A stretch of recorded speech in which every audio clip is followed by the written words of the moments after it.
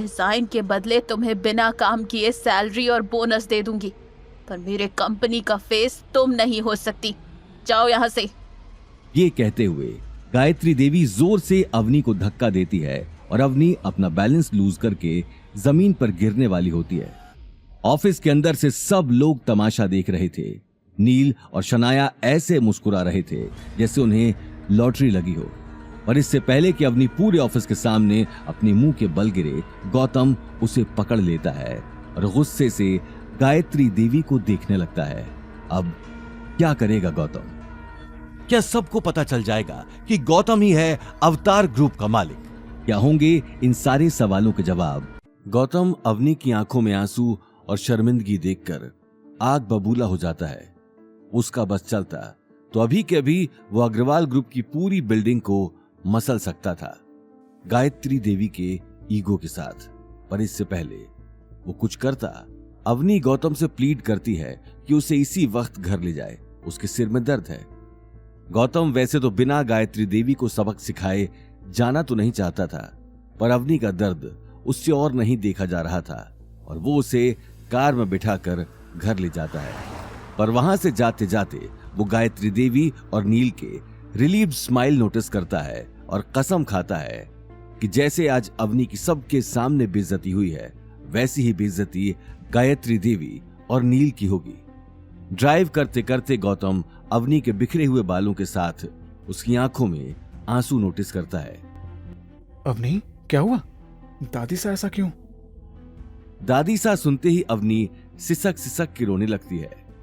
दादी सा ने मेरा बनाया हुआ डिजाइन नील को दे दिया। मैंने आज खुद अपनी आंखों से देखा। जो डिजाइन सिलेक्ट हुआ है वो मेरा है और अब उस डिजाइन पर मेरे नाम की जगह नील का नाम लिखा। लेकिन जब मैंने दादी सा से इस बात की वजह पूछी तो उन्होंने उल्टा मुझे ही धमकी दे दी। मैं कभी सोच भी नहीं सकती थी कि दादी सा इतनी गिरी हुई हरकत करेंगी। क्या इन सब में दादी सा का हाथ है? और नील उनकी आड़ में ये उल्टे सीधे काम कर रहा है। गौतम का पारा चढ़ चुका था। वो उसी वक्त अभिनव को कॉल लगाने वाला था, लेकिन अगले ही पल उसने अपने आप को रोक दिया। वहीं अवनी गीता और अनिल को ये बात बताकर परेशान नहीं करना चाहती थी।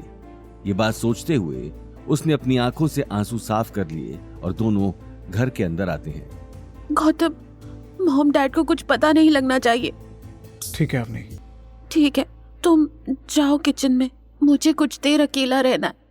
गौतम अवनी की मायूस आंखों में देखने लगा और अगले ही पल किचन में चला गया। किचन में आते ही उसने अभिनव गुप्ता को कॉल कर दिया। कहिए सर, कैसे याद किया? आज आपकी गायत्री देवी के साथ किसी प्रोजेक्ट को लेकर मीटिंग हुई थी? हाँ सर, वहीं से अभी अभी निकला हूँ। वो हमारे नए शॉपिंग मॉल के प्रोजेक्ट को लेकर मीटिंग थी।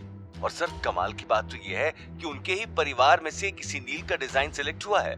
और सर, मैंने खुद वो डिजाइन देखा, वो बिल्कुल परफेक्ट है।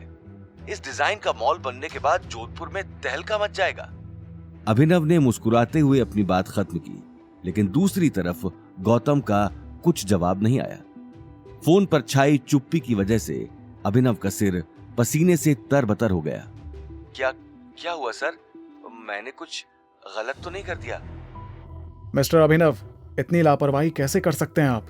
जिस डिजाइन पर नील अग्रवाल का नाम लिखा है वो मेरी वाइफ अवनी ने बनाया है। क्या?